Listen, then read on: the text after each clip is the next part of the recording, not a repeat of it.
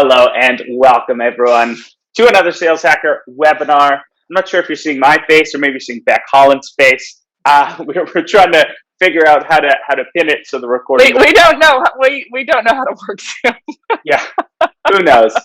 Anyway, we are very happy that you're here with us today. I can see everyone rolling in.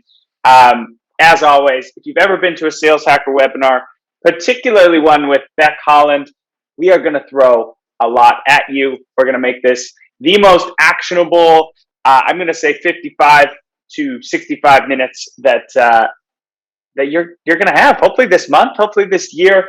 Becc is bringing some new stuff.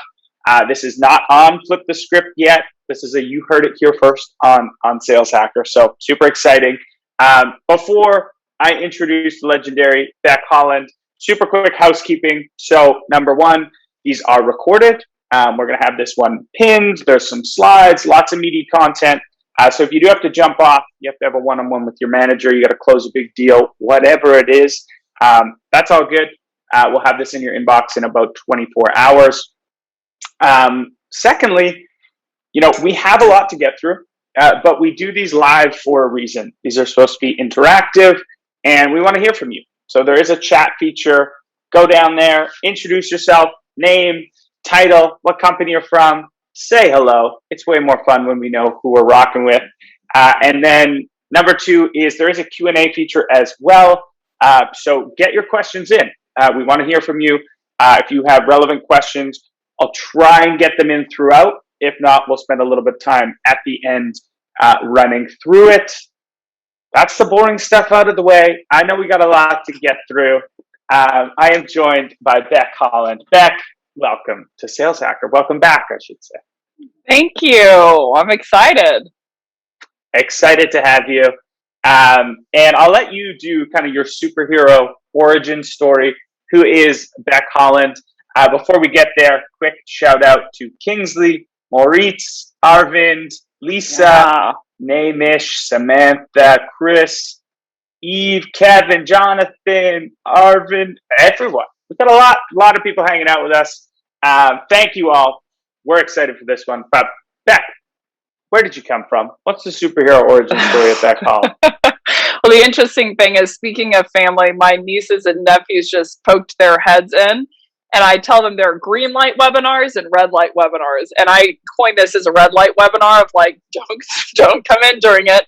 And they just poke their little head in. They just can't help it. So I gave them, I don't know if you were noticing, I gave them the red Let's light. Get a cameo. Bring him in. No, they start him early on the go-to-market journey. And based on the face, I think they were all terrified. There's 4 of them. They're anywhere from 3 to 9 years old, and they just looked at me. They saw the face, and they laughed. But origin story: from Texas, live in San Francisco now. Was an account executive for 6 years, selling contracts to good old boys, heating, lighting, cooling, HVAC to governmental buildings and school districts. Learned a lot, and then transitioned to the Bay Area to become, I thought, well, I can go back into selling, or I can become an SDR and when in Rome, do this whole tech thing. Did that and worked for some sales tech and MarTech companies, and started to notice a gap between the two approaches. As an AE, I was very tailored. As an SDR, I got all this really fancy tech, and what to do with it, when to do with it, how to do all of that was a question mark for me. And so I spent, 4 or 5 years kind of figuring that puzzle out, and then started Flip the Script as a free, after-hour series that was rogue and had some teeth. And was answering some of those questions that I had answered, that I needed to answer as a practitioner for myself, and started publishing some of those answers. The rest is kind of history. Been having a lot of fun with the series as a full-time company. Been a privilege to get to do it. I love it. Awesome story. And today we are talking about the 7 steps to having a great cold call. Yes. I'm going to hand the reins over. Let's dive right into it. Let's give the people what they want. Yeah, so I am going to start off with a question. If all of you could pile, I know some of you have piled in the chat here. If you could give me your name, company, and then number one, if you are an account executive that doesn't self-prospect. Number two, if you are a full cycle account executive that prospects your entire pipeline. A three, if you are an outbound SDR. A four, if you're an inbound BDR. And a five, if you are some kind of sales or SDR leadership. And a six, if you are marketing, would be helpful so I can kind of get some background. Seeing a lot of threes, a lot of twos, full cycle account executives, no ones. That's good. Someone gave Lots me of a zero. fives. I'm a little confused by the zero. Let's get Bob, some context there's always on that, one, Bob. So today I'm going to, and I don't know if anyone saw the description, but cold calling is done to death. I know it is a topic that is visited quite a bit. And so I wanted to do it a little bit differently. This is going to be the 7 pieces that have the most impact on cold calls, as opposed to a 7-step sequential step. So I'm going to give everyone a session afterwards for if you want to know my script, or my structure, soup to nuts, full deck all the way through. I'll give you an option for that. But this is going to be the 7 steps that are the most important to a cold call, if you will. So why don't we launch in here? And if you guys cannot leave me hanging on the line, if you could stack as many questions as they come up in the Q&A in the chat, makes it super fun and engaging for me. That's kind of selfish ask, but if you could. Number one, so the first step that is very important that I do not hear talked about enough is the timing of your call. So I have been diving in a lot into this with some of the teams that I'm working with. And I feel like quality of call is something that we approach all the time. Should it be personalized? Is it relevant only? Is it based on buyer persona? How do we handle objections? Is it in a really forthright way? How on is our elevator pitch, etc. But one of the things that I'm finding that can dictate the success of your cold calling strategy, number one, is the timing of your call. So if you have a great tool like Outreach, you can do this very simply by going into clicking on reports, and there will be a tab that's called Insights. And if you hit Insights, it will break down for you the best time to cold call. It will break down for you the best time to get a connect and the best time to get a positive reply, like a booked meeting. And it will also give you the same for email. So I could go on and on about the quality of a call, and I think a quality of a call is a very subjective thing, and it can be based on a lot of different indicators and a lot of different variables like market, etc. But timing of the call, net, Bridge Group and Topo both did research on how many dials people are making, and they found 35 in one case and 40 in another case. If you're a full-time prospector, you're going to make 40 dials per day. And that's going to yield anywhere from 2 to 3 connects. So not to blow up any myths, but I think that we're asking ourselves the wrong question when we're asking about quality all the time. So the first thing that I would want to be monomaniacal about is understanding when is the best time to call. So for the teams that I have been working with, and I initially picked this up from MJ Hoffman, the author of Why You Now. But he essentially did some research and study on when you should reach out to people. What he found was that most often people are making dials Monday, Tuesday, Wednesday morning, which holds true in my experience. And that when the fewest people are making dials is the time when people would be most willing to receive a dial, which is Wednesday, Thursday, and Friday afternoon.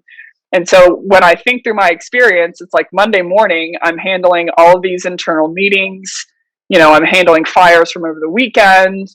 I'm essentially, setting all my tasks up for the week. And so the priority that you have to, or the urgency that you have to hit to be prioritized is going to be much, much higher than a Friday afternoon, let's say. Friday afternoon, I've kind of used all my gas.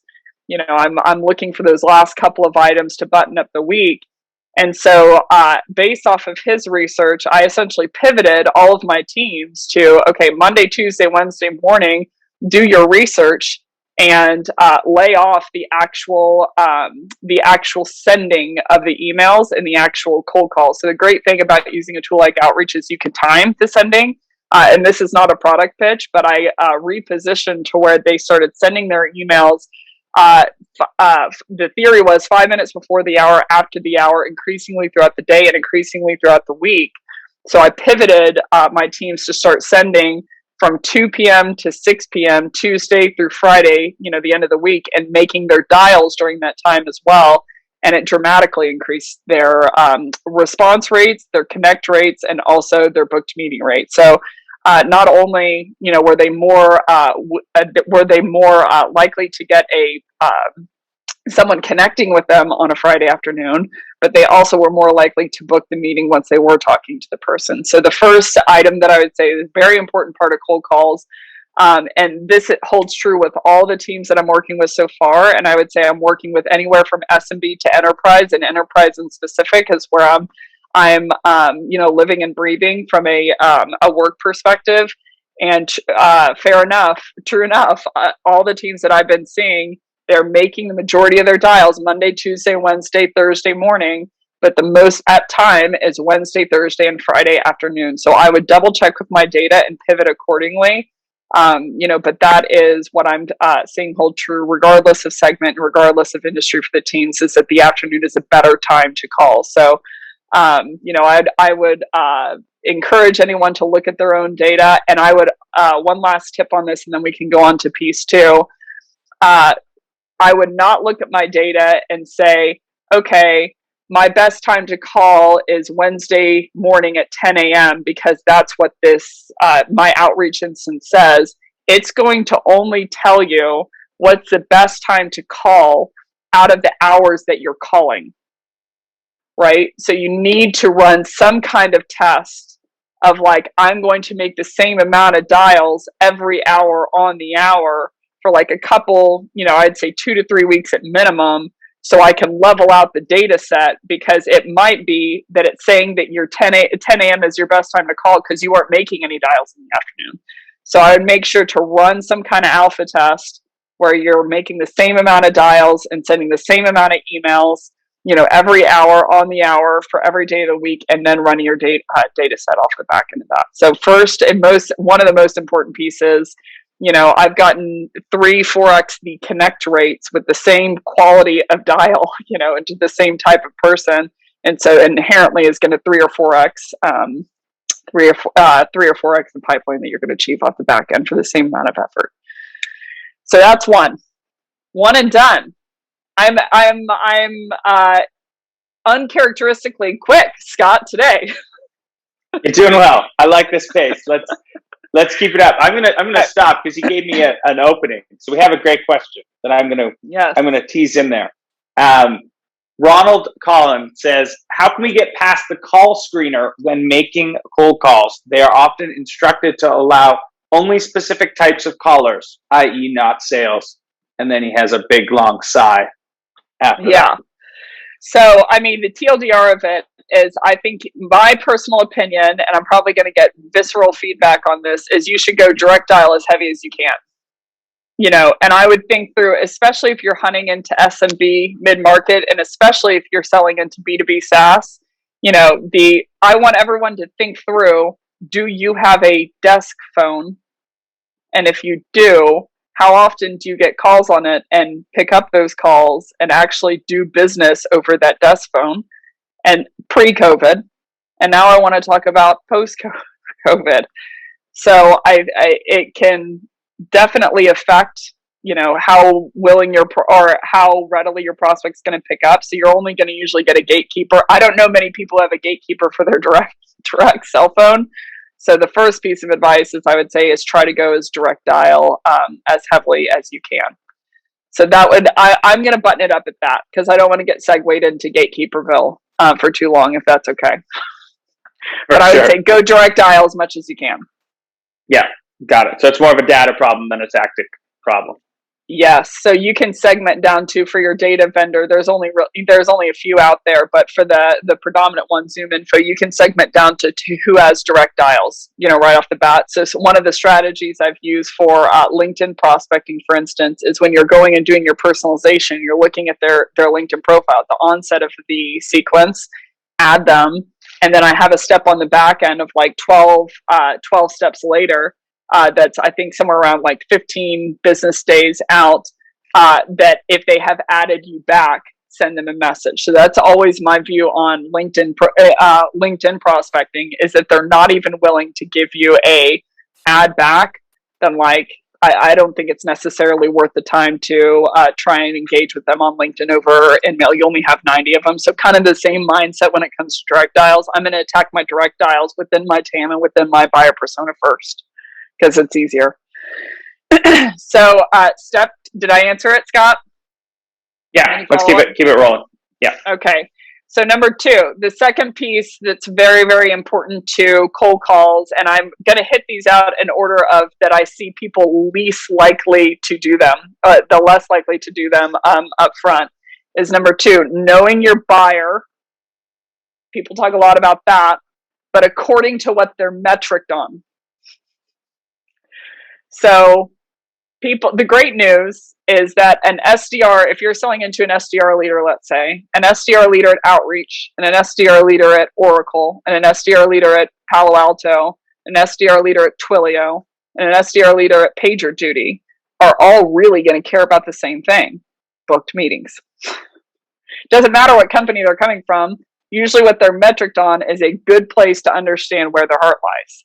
So I don't need to know most of the people on the line. If you're a 1 or a 2, or you answered as a 1 or a 2, and you're a or you're a account executive, you care about closed won revenue. Like, that's what you care about. I don't need to know who's on the line to really know that.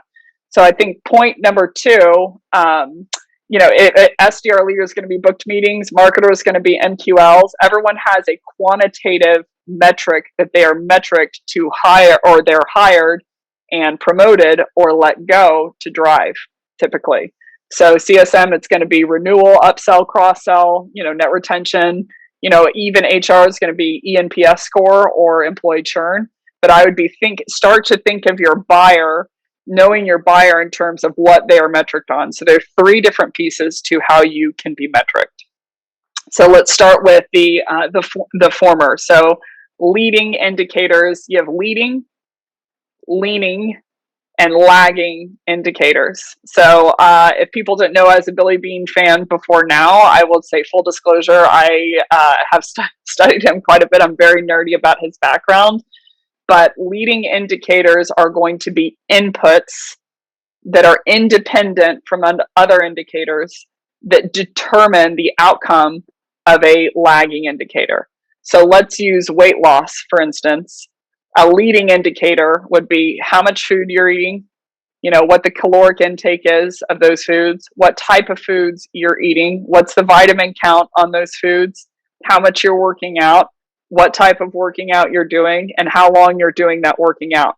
Those are going to be the main leading indicators of whether you're going to ultimately get to your goal of losing 20 pounds. So these are inputs for SDRs, for instance. Those are going to be what time of day do you send that outreach? Is it an email? What type of outreach is it? Is it an email? Is it a cold call? Is it a LinkedIn message? What's the quality? What's the volume? How many people are you sending it to? Are you sending it to the right account? Are you sending it to the right person? And what's the sequence of actions you're taking in totality? There's only 8. That's it. There are 8 leading indicators for prospecting. And so whenever you know these for your prospect, and I want you to, if anyone's added me on LinkedIn, I want you to go back and look through the engagement on my posts over the last 2 months.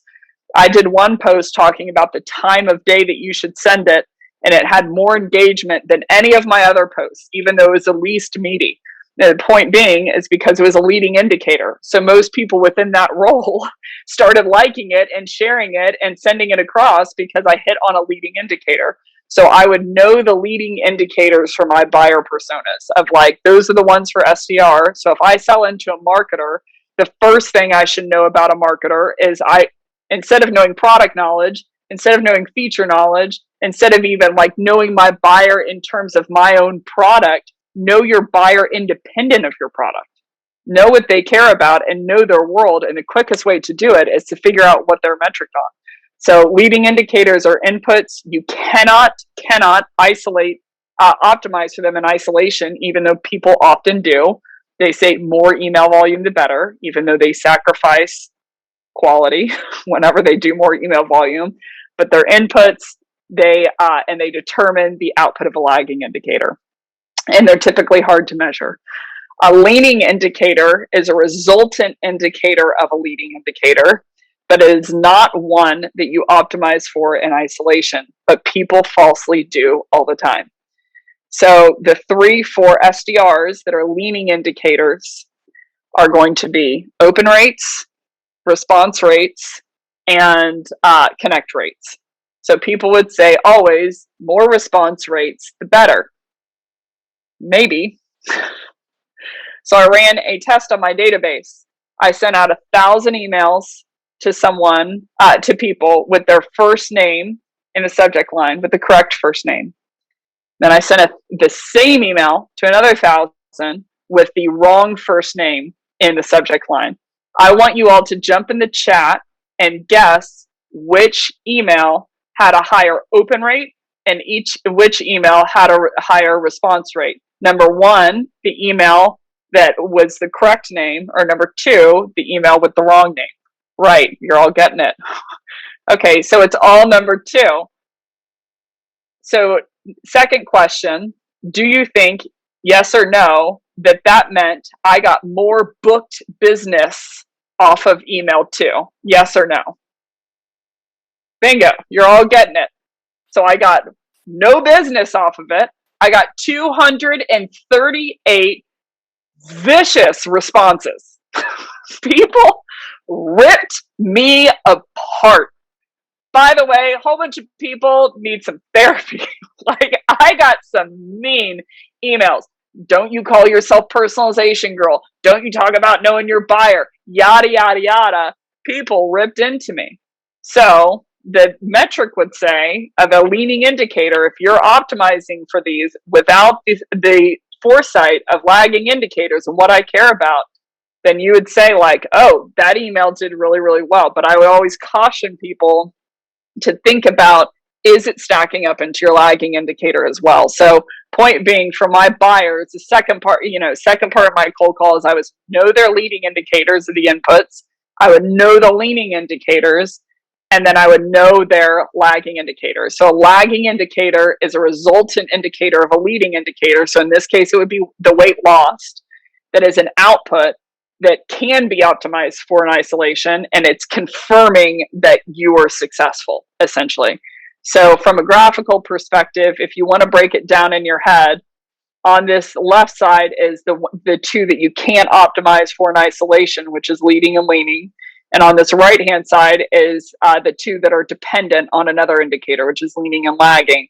But just think of it like this. If you can't, lagging is going to be the business metric that they're metriced on. Leaning indicator is going to be a real-time validation that you're likely trending towards it. And leading is something that you're just shoving in the engine. So I would know these, part 2, and you're going to think I'm crazy. And this is going to take you hours to understand these for your buyers. This is the only thing you need to know. Before you need to know anything about your product, you need to know your buyer. And to know your buyer, you just need to know what they are metriced on, what they are fired and hired to drive. Because if I'll give a great example and see if people can guess it.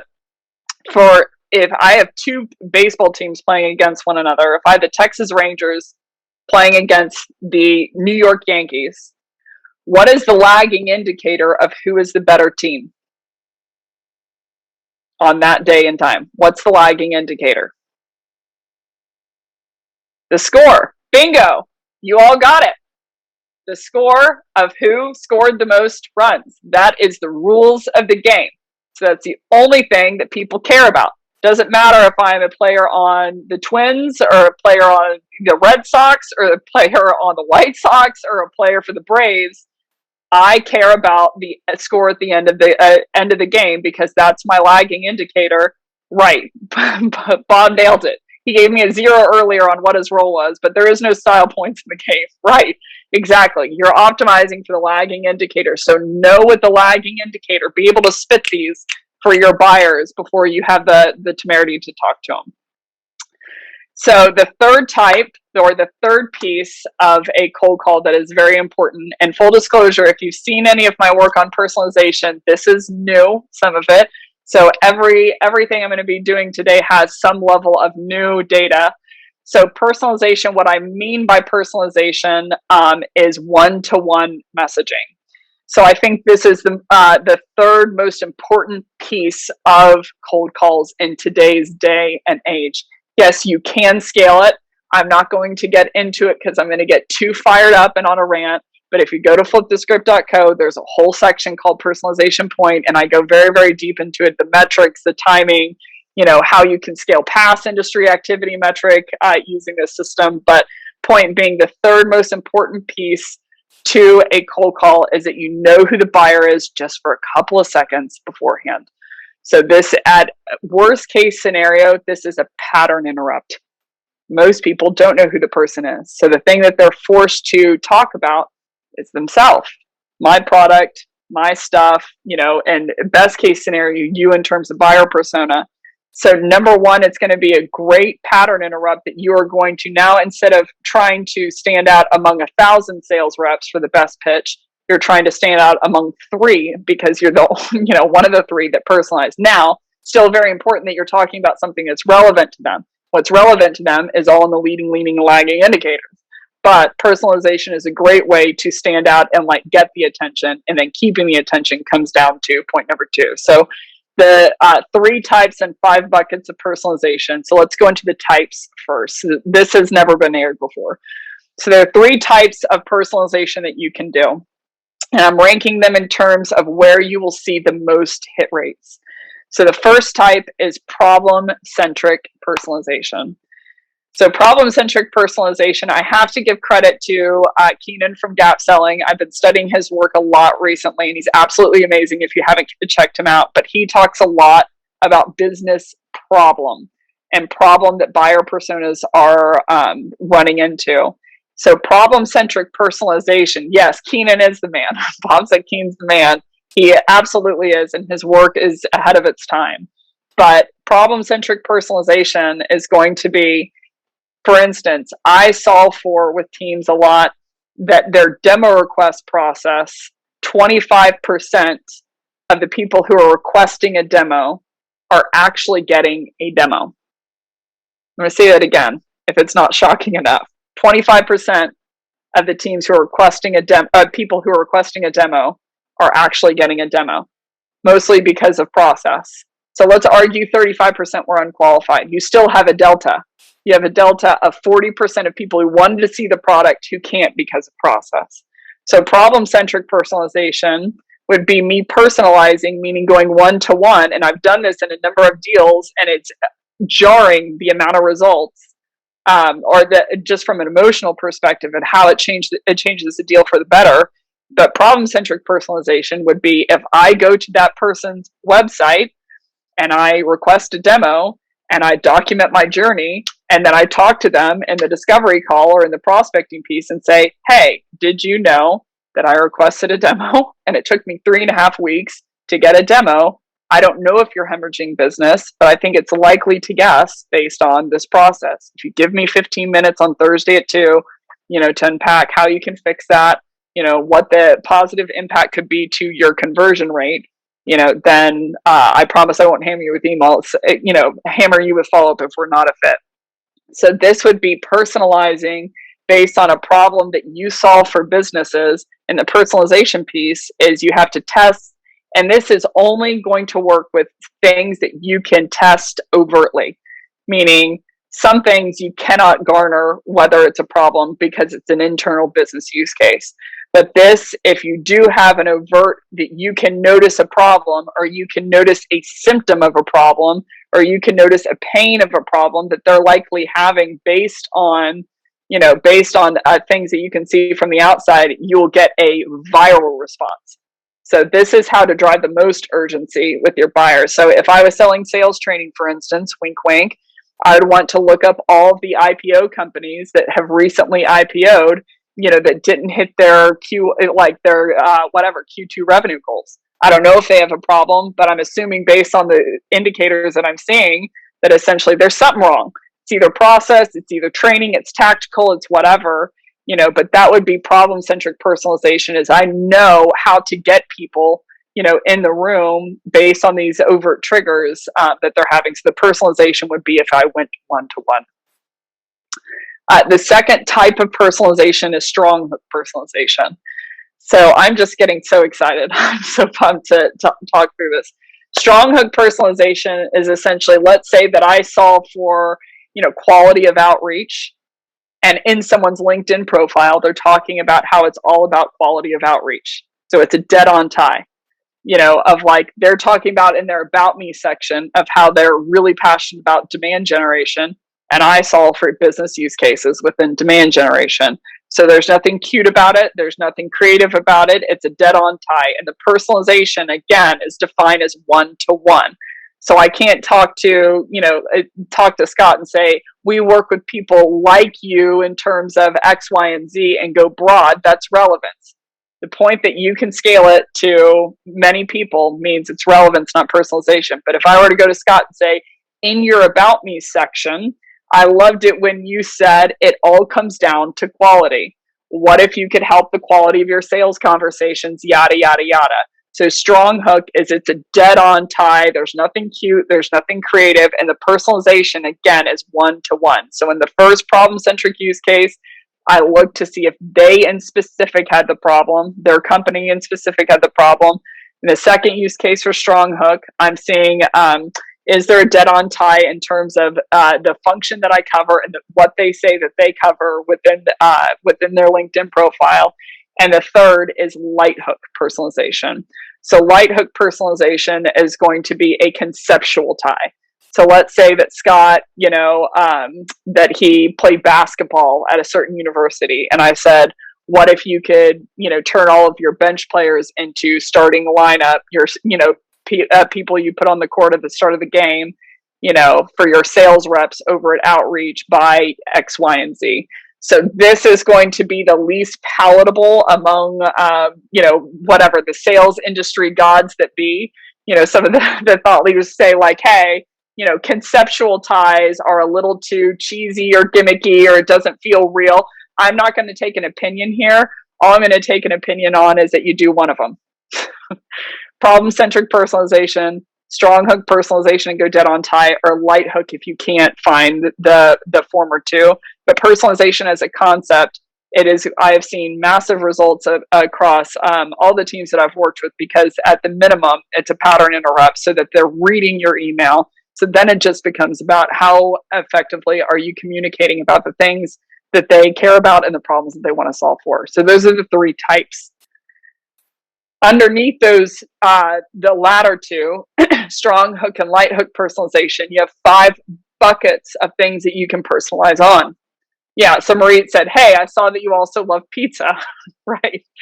So that would be light hook, unless you're selling pizza, I don't know, cutter or something to do with pizza. That would be light hook. If you're not selling pizza, then yes, it's light hook.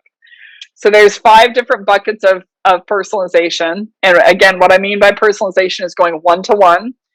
And I rank them in order of where you should get your highest response rates. So I would start with problem-centric. If I can't find that, I'd go to strong hook. And if I can't find that, then I would go to light hook. So essentially, the first would be, self-authored content.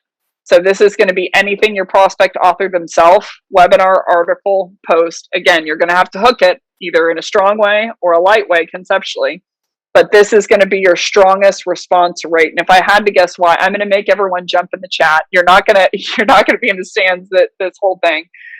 So when you post on social media, let's take LinkedIn. You post on LinkedIn, what do you want to happen to that post?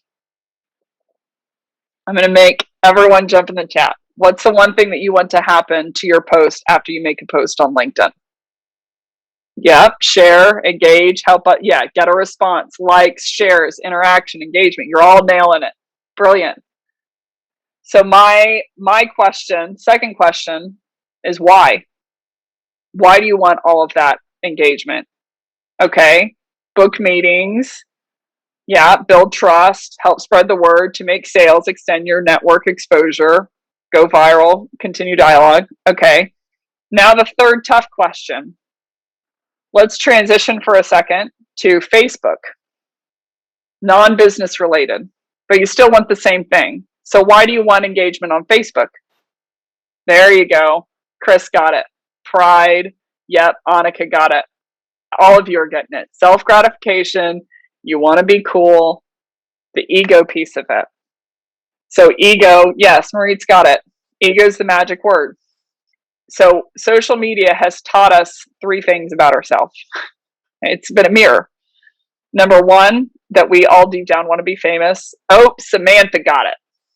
Samantha's the winner. Goldstein. Way to go, Samantha. Number one, that we all want to be famous.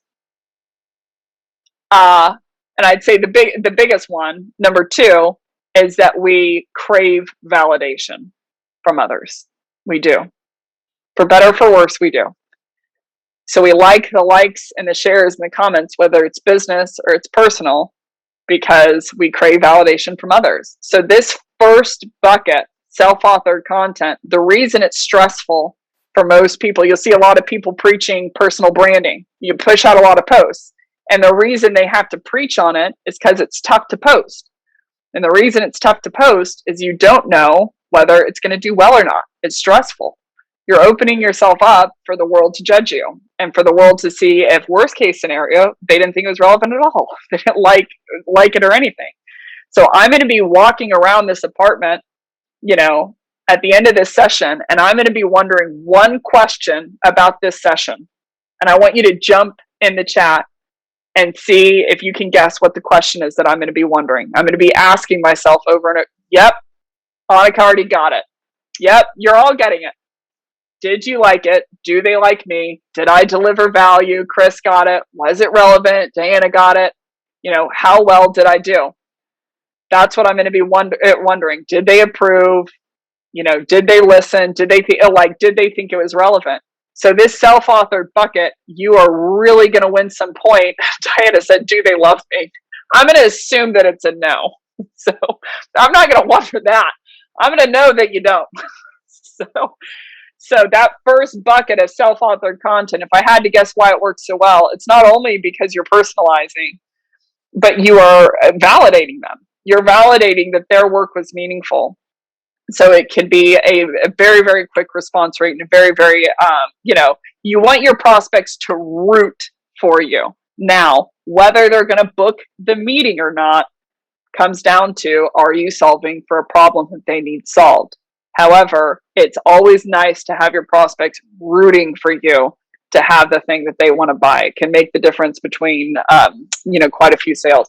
Second bucket's engaged content. That's going to be any content that you liked or that your prospect liked, shared, or commented on, but didn't author themselves. The third is going to be self-identified traits. This is going to be anything in their company line, profile line, or about me line. So this is essentially things that people wrote about themselves on LinkedIn. They viewed LinkedIn as a resume, right? So they're like, Becc helps scale teams, blah, blah, blah, makes bad analogies. They're going to describe themselves, Loserville, USA. Anywho, they're going to describe themselves in the About Me section, profile line, headline. And so that's going to be bucket 3 of personalization. 4 is going to be to Maritz's. I hope that I'm saying your name right. By the way, I'm probably botching it into oblivion. Please don't put that in the chat, whether I'm right or wrong.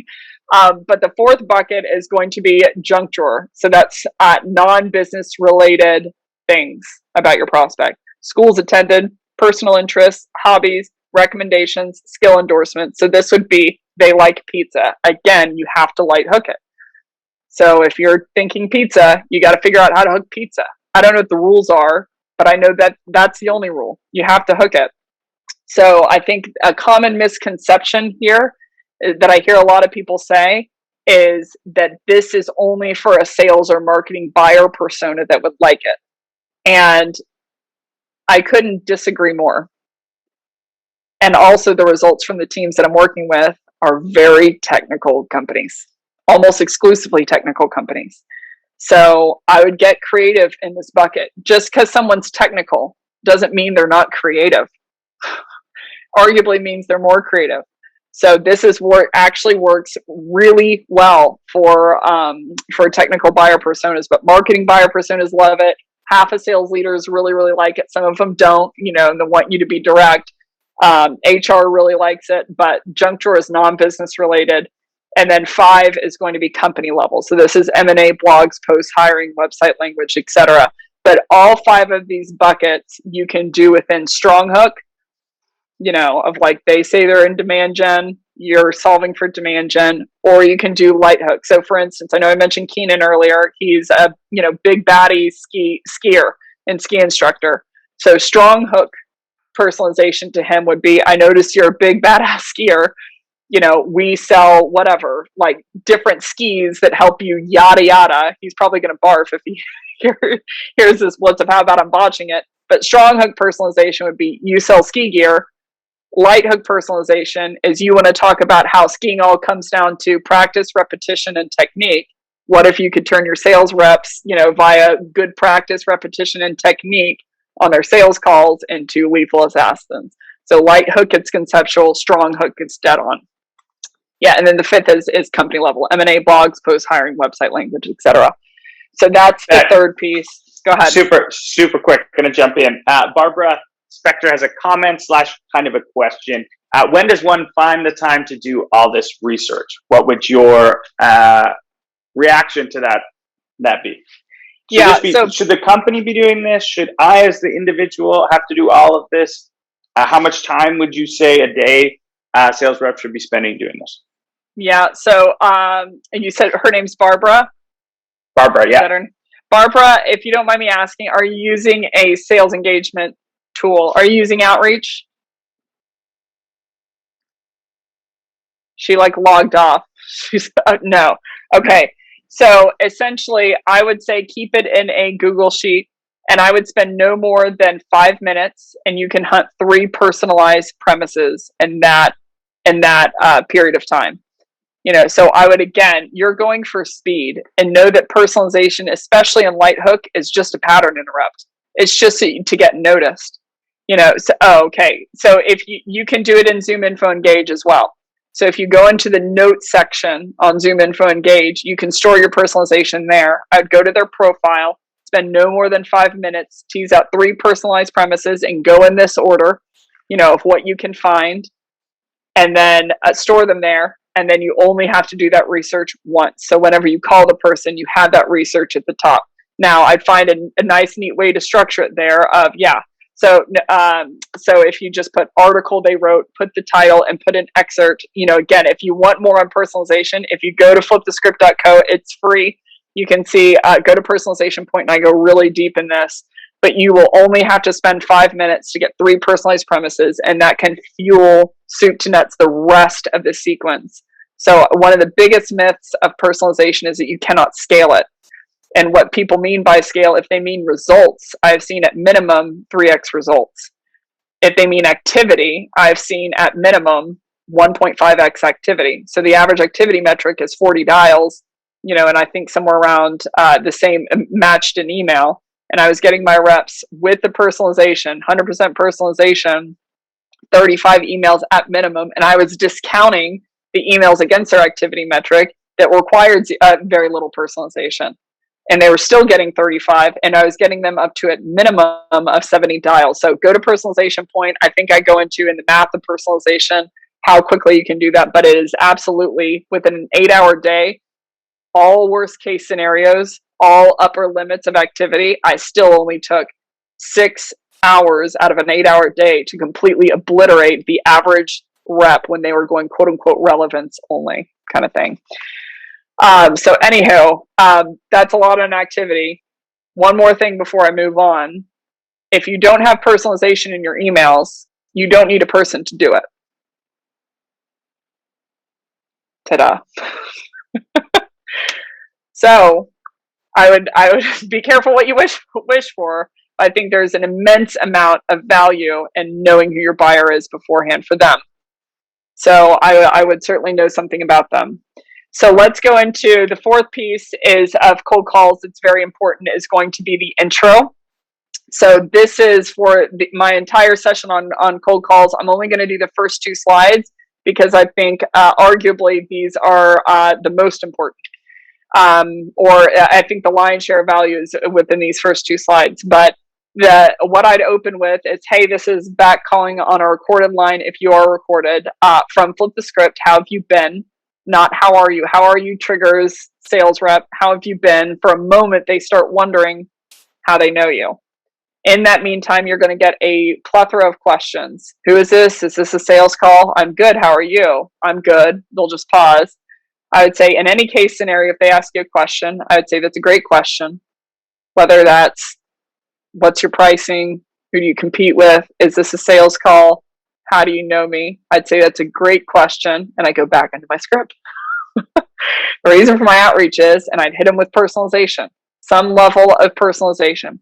People will not get mad at you if you call them aggressively, if you know who they are. Now, if you don't know who they are, that's when they start to get mad. At least in my experience, all the teams that I've seen be doing this. I had a rep once. It was his first cold calling job was working with me, and I taught him on personalization. So he said, like, hey, can I have a minute with you? And I was like, sure. Walk and talk, baby. Time is money. So we're like walking, and he's like, yeah. So I call this guy, and I'm like, okay. He's like, the guy hung up on me. I'm like, okay. He's like, he just hung up. I'm like, oh, Chris, they're going to do so much worse to you in your career. They're going to do so much worse to you in your career. And he had never experienced someone hanging up on him. So if you essentially, this is the pattern interrupt at the beginning, is you hit them with some kind of personalization instead of making it about you, or you're being like, hey, we're the number one, da da da. Reason for my outreach is I saw you wrote this article where you're talking about X, Y, and Z. So I was curious to know if you've come across and say your company name before. So, anywho, this is the slide for the intro. I'd say the only alternative is if they sound really mad, then I usually pattern interrupt here. Then if they say like, I'm good, I say, hey, time out. Can I level with you? You don't sound that good. Did I mess up? The most dangerous thing to your cold calls is your prospect seeing you as a seller. If they see you as a seller, they can do whatever they want. Hang up on you, ghost you, ask you for a proposal when they have no intention of buying. That is the most toxic thing to your cold calls and to your sales process, is them seeing you as a dead-on seller. They see you as a seller and you fit in that role. There is a pattern to every conversation that you have in sales, something that gets me very riled up, and actually I'm just going to transition into it. It's going off record.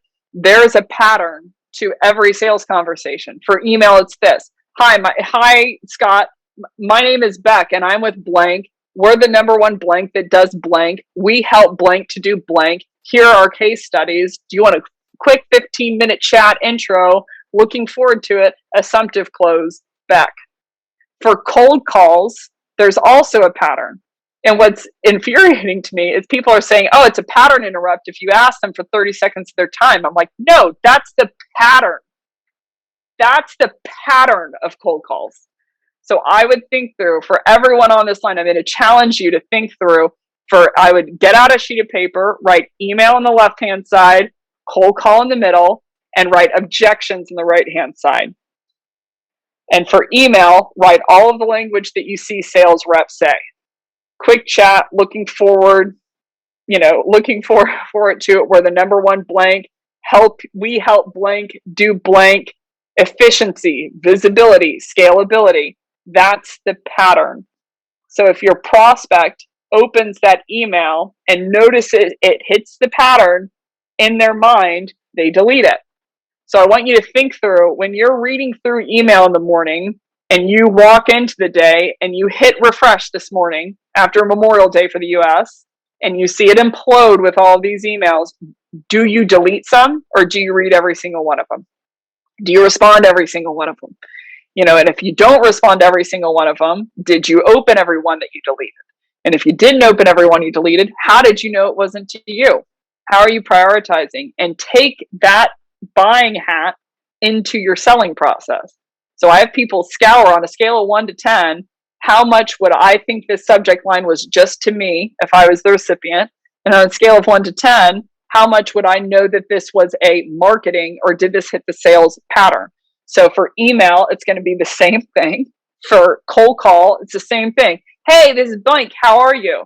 How about, how about this? Why don't I take the next 30 seconds to tell you why I called? Sound good? That's the pattern for cold calls. So the minute you hit that pattern, it's not that it's good or bad. It's that you're in the pattern of a normal salesperson. So they're going to treat you exactly like a salesperson. So I'm going to challenge you all for objections.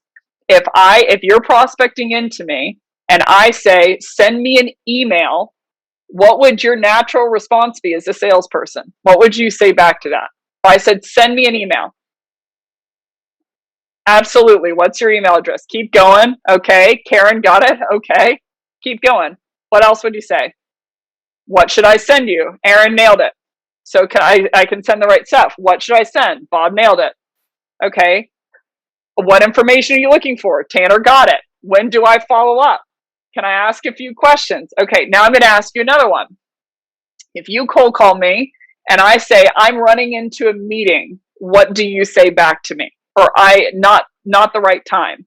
What do you say back to me as a salesperson? When do I call back? When is a good time? Okay.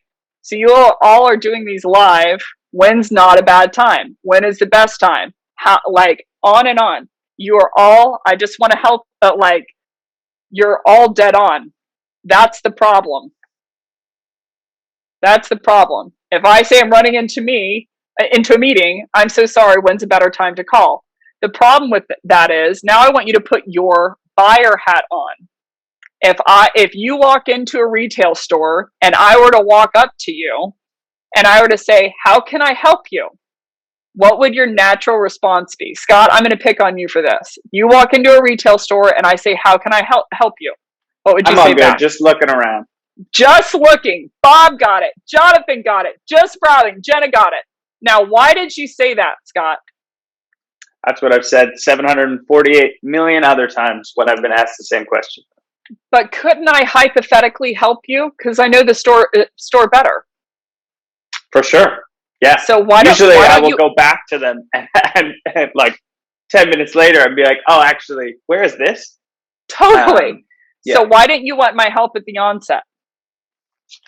It's just the heuristic pattern in my brain that I've heard it so many times that I'm just on autopilot.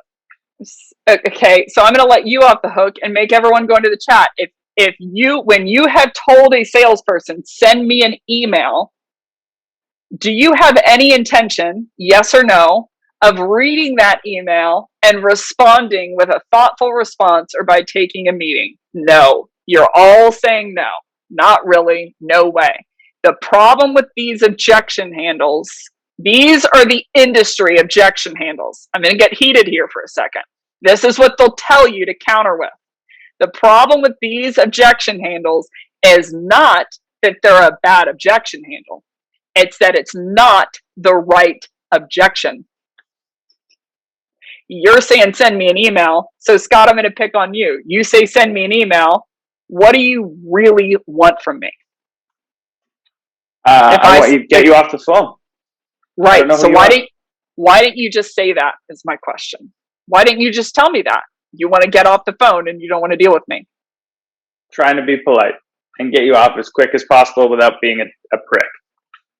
Ta-da. We just blew up hundreds of years of sales history.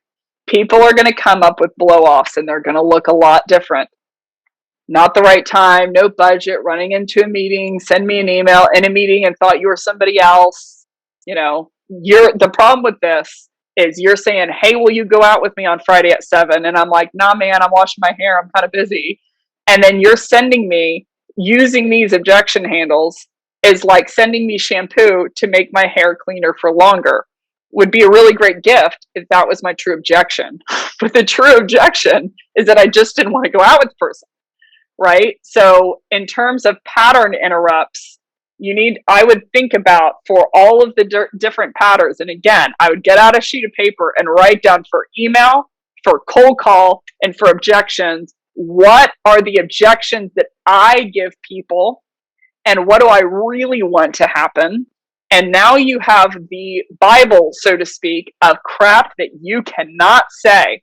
Because if you say that, they'll say, send me an email, and you'll say, what should I include in that email? And they'll be like, I don't know, man, just send over some case studies, because they have no intention of reading it. You put your time into putting the case studies together, and you send over the case study, and then they don't read it. So you need to pattern interrupt at this point in the cold call to root out the real objection, because if you don't, that call is not going to work in your favor. So I think through, we all know them for the sales emails that I send, just bubbling this to the top, just circling back, just following up here, happy Monday, hope Memorial Day went well. COVID became a pattern for salespeople. Hope you and your friends or you and your family are safe during these uncertain times. And I would think through that is the Bible of things that you cannot say, because you will be seen as a salesperson, which is the most harmful thing to you in the sales process. So in terms of how you can handle these, so for objections in specific, and this is the fifth piece of the cold call, is objections in specific, I'd be asking myself 2 questions about objections. We're all going to be running into the same ones. Not interested, not the right time, send me an email, no time, no budget. Those are the basic ones. Using a competitor, I'd ask myself 2 questions about objections. Number 1, is this real or shallow? Real being defined as they believe it, shallow being defined as it's just a blow off. And number 2, is this objection valid or is it invalid? Valid being defined as it's correct, invalid being defined as it's not correct. It's incorrect. Some objections are real, meaning they believe it, but they're invalid, meaning it's not correct. So oftentimes, I was selling my last company. I was selling a CI software, and I would hear all the time of like, no, man, we're using Outreach. And I'm like, well, Outreach isn't really our competitor. It's real though, meaning they were telling me the truth, of what they thought. So these are the first 2 questions I'd be asking about any objection. Is it real or is it shallow, or is it valid or is it invalid? If it's real or shallow, I would base off of 5 criteria. We're at 2:00. I need 15 more minutes. Can we do 15 more minutes? You got it. Let's rock and roll. If you have to drop off, fine, but I'm not inviting you to my birthday party. I'm telling you, stick on if you can. And for those who do have to jump off, we are recording this. Then you're not committed. But you lose -2 points in Beck's army. I get it. I spent too much time earlier, okay, on the leading and lagging indicators. So the 5 things that I would be looking for on, is this a real or shallow objection? Number 1 is a level of detail. More detail, the more likelihood that it's real. Number 2 is the temperament of the prospect. The better temperament of the prospect, more likelihood that it's real. Very few people will be happy with you and give you a shallow objection. Number 3, the level of story behind it. So especially if it's triggered by a recent event. For instance, no budget is historically a blow off. No budget in March of 2020 turned into a real objection. People were choking back budgets. They were scared because of the pandemic. So it turned into a real objection. So if they have a level of story, the bigger story that they have, and especially if triggered off of a recent event, more likelihood that it's real. Number 4, if you're hearing it often from prospects very recently, more likelihood that it's real. And number 5, the amount that they know about your product or space or company beforehand. If they don't know anything about your company, I'm just going to look for an amen in the chat. How many times have you blown off a salesperson having no idea what they sell? Think about the people. Think about the people that come up to you with a clipboard, and you don't know what they sell, but you're like, oh my God, like I literally have had my phone go off on my pretend call with my mom, and it actually rang while I was faking that I was on a call with my mom. when someone came up with a clipboard. Pretty embarrassing.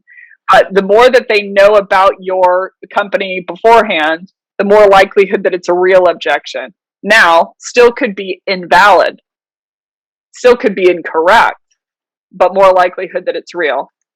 You need to know these, and the reason being, if I use what I call the 95-5 objection handling rule, and I don't know the percentages, but 95% of the time, people are giving you a shallow objection because you're a salesperson, and 5% of the time, they're giving you a real objection. The problem with not knowing if it's a 5%er, if I give you a real objection and you try to counter it, I'm going to be pissed into oblivion because I just took the time to explain something to you that I did not need to explain. And I'm going to think that you're some insensitive, pushy salesperson that is not listening to me. The problem with the argument that you shouldn't counter the 95% of shallow objections is that 95% of the time, it's just a blow off. To your point, I'm just looking. I don't need your help. Send me an email. So if you don't counter the 95, then you are leaving a lot of meat on the bone. If you do counter the 5, you're going to make some people mad. So these are the 5 details that I'm looking to understand on whether I believe that it's real or shallow. And now we can talk about what to do about it. If it's a shallow objection, and all shallow objections I would define as invalid, I would counter like this. And here's a couple of examples on the left of not interested, running into a meeting. I'm in a meeting and I thought I took this call because I thought you were somebody else. Send me an email. The first thing I would do is you need to pattern interrupt by going, quote unquote, off record. There's a number of ways to do this. I would say, can I time out? Can I level with you? Can I hold on for a second? Can I be real with you for just a second? All examples, but you essentially want to give them the permission to go off record with you so that they see you as a human. Hey, can I level with you? Like they say, send me an email. And I'd say, hey, time out. Can I level with you? I've been hearing send me an email a lot recently.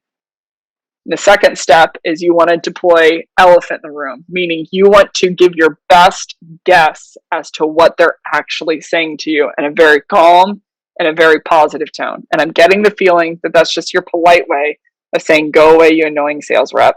I don't want to talk to you again. Did I get that right? What's going to happen at this piece is they're going to do one of two things. They're either going to say, no, you actually didn't get that right. I am running into a meeting and I do want you to send me an email, and they're going to double down. So that means that you guessed wrong. It was a real objection, and they'll double down and no harm lost. At that point, I would follow what they're saying. I would send them an email, and I would include whatever they say. Majority of the time you'll hear them break down. If you do it right. They're like, yeah, I'm sorry. And step 3 is you need to empathize with them. You have just called them out that they are lying to you. Don't forget that. Empathize with them, and empathize with them by basically saying you do the same thing because according to this chat, you do. I get it. I say the same thing when I get cold called out of the blue. How about this? And I would go into a prospect pact. A prospect pact is an agreement with your prospect, a pact, if you will, of what's going to happen in the next time frame, what the outcomes are going to be, and you're looking for their consent. So there's 4 different pieces to it: commitment, agenda, outcome, and consent. But essentially, you can use prospect pacts, and I suggest you do within the selling process, within the cold calling process. This one looks like this. How about this? You give me the next 20 seconds to give you my best dog and pony show on who Flip the Script is and why I thought we might be a good fit for you and your team over at Oracle. At the end of that 20 seconds, you can tell me whether it makes sense to continue the conversation from there. Is that a deal? The structure is this, but you can influx your own words to this prospect pack. So in review, someone says, hey, can you send me an email? I say, hey, time out. Can I level with you for a second? Just pause. I'll go, yeah. And I go, I've been hearing send me an email a lot. from people, and I'm getting the feeling that's just your polite way of saying, go away, annoying sales rep, and you don't know how to break it to me that I'm awful. Did I get that right? You'll hear a breakdown. They'll go, no, it's not you. It's just, yeah, that's it. That's what I was saying. And I'd say, I get it. I actually did that to 3 people already today. Give whatever story you want to, like the truth. Like I do that all the time. My mom called me earlier and I said, I'm in a meeting. I wasn't in a meeting, Mom. If you're watching this, I wasn't in a meeting. How about this? You give me the next 20 seconds to give me my best dog and pony show on who we are and why I thought we might be a fit. At the end of that 20 seconds, you can tell me whether to make the conversation. You want to continue the conversation from there. This will get you 95% conversion. If you want to spike it to 100, what you're bartering with is that they give you 20 seconds and that you will go away.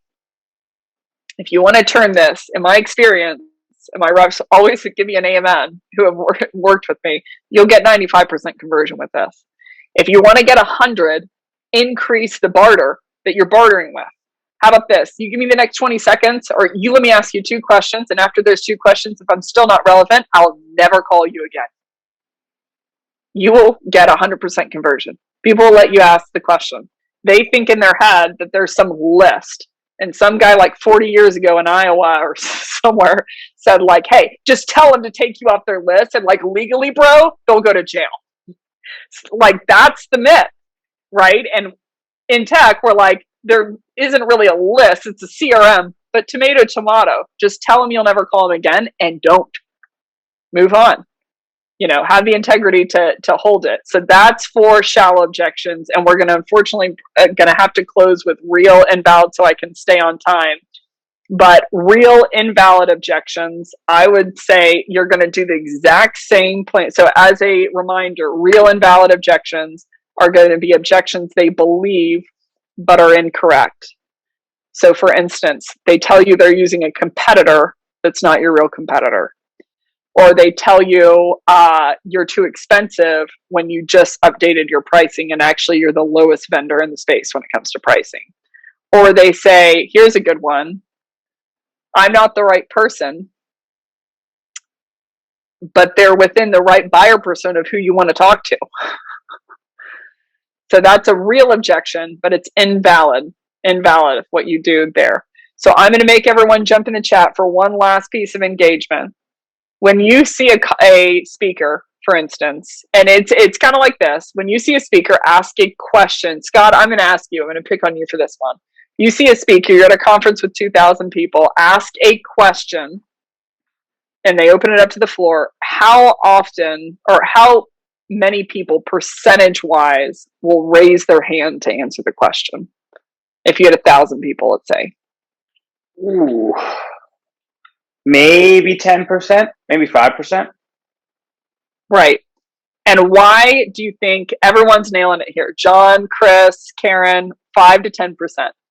Why do you think that's so low? Why do you think the majority of people don't answer? Do you think that they didn't know the answer, or fear of judgment? Else?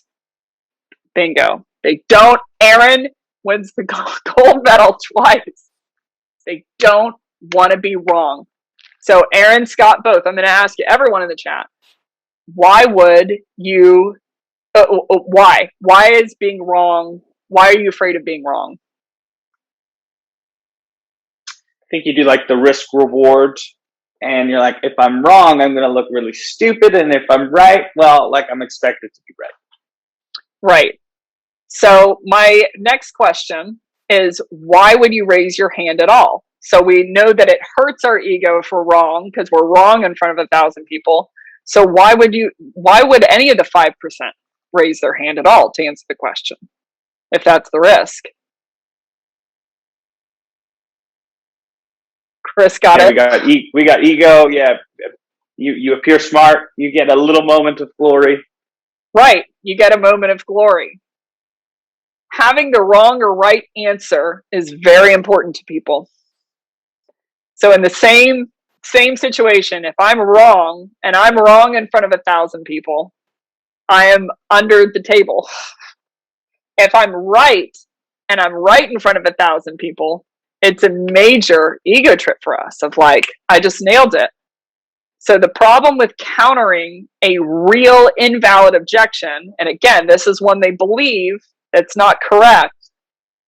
How I normally see it countered is people are like, well, that's not a real competitor. Or that's not our right pricing. So you are slapping them in the face, telling them that they have a wrong answer. And then you're asking them the favor of getting 30 minutes of their time on Thursday at 2. So it's not that, but you can't let them continue in the wrong answer. So the twist is very minor. It's the same exact objection handle for shallow, but with a minor twist. Hey, can I level with you? Or can we just time out for a second? I've been hearing we're using blank. Let's say it's not the right competitor a lot recently. And I'm getting the feeling it's because of how poorly I'm explaining it. So the twist is you want to attribute the reason that they have the wrong answer to you. So you take the blow for why they essentially didn't have the right answer. If you don't, then you're going to tell them they have a wrong answer and they're going to go hugs for the education and they're going to hang up the phone. But if you say, I'm getting the feeling it's because of how poorly I'm explaining it, I think you are the right person. And then give them the update. We actually don't compete with this person. Or that's actually not our pricing model anymore. How about this? And you take them into a prospect path.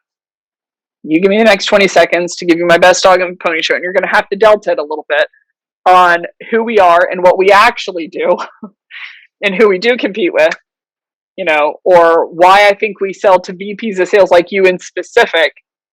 And at the end of that 20 seconds, you can tell me whether it makes sense to continue the conversation from there. So kind of in review here, the difference between shallow objections and real invalid is very slight. Instead of saying what they're actually communicating, the first case, you said, I've been hearing some in email a lot recently, and I get the feeling it's your polite way of saying blank. Did I get that right? When they have a real objection, but it's not correct, I would say, hey, can I level with you? I've been hearing we compete with blank a lot recently, and I'm getting the feeling because it's of how poorly I'm explaining it.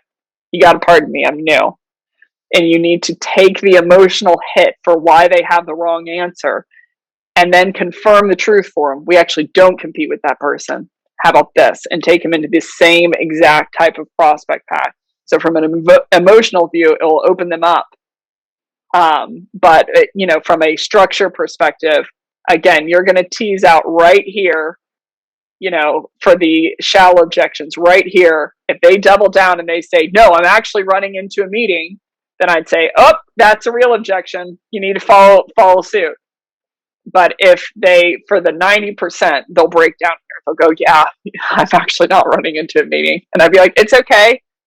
I would do the same thing to me too. I'm not that good. And open up the conversation and become the one person that they don't view as a rep. So they don't treat you as a rep, and they'll give you the opportunity to pitch. So I think we need to end there because we've gone through a lot. I have another section on pattern interrupts. There's 4 pattern interrupts from a high level. If you want to see them, if you go to flipthescript.co, click on Silver Bullet Central, and I cover ego states. I cover who they ascend to. And I have one on elephant in the room. I have one on the truth point. I have one on classic role diffusion. And I have one on the not to switch. So these are 4 different pattern interrupts in specific that you can use on cold calls. But the goal is here from a high level, and then we close out. The goal is you have 3 ego states in your body: child, parent, and adult. It's extremely dangerous to sell in child or parent. So you need to pattern interrupt out of those and enter into the adult ego state. And how you lead means, will ascend to how they respond as a prospect. So from a high level, if you go to the website, I cover ego states, and I have those 4 different pattern interrupts, but those are the ones we unfortunately didn't get to today. I love it. That's it. Thank you, Beth. That's it. As always, jam-packed, full of stuff that we didn't get to all of the questions. Do connect with Becc on LinkedIn. Send her a note. She's pretty good at getting back to people. So if we didn't get to your questions, connect with Becc. Check out Flip the Script. And I saw Bob has a question. When are you hitting the road again? So I am hitting the road. He mentioned, so I am hitting the road with the wonderful Keenan, and I'm also hitting the road with the wonderful Scott Barker. I'll be there. It's going to I'll be there. a free tour. We're going to do 9 cities free. You're going to get food for free, training for free, the whole thing.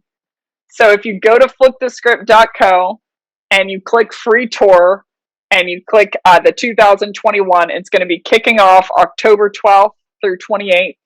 And we are going to Boston, New York, Chicago, Raleigh, Atlanta, Austin, Salt Lake City, LA, and we're finishing in my town, San Francisco. So if you're in one of those cities and you want to come out, you're going to see a whole bunch of different surprises. But Keenan and I are going to be doing several different lectures, and the whole night's going to be no charge to anyone who wants to show up. So if you go there, you can pre-register and get behind-the-scenes updates.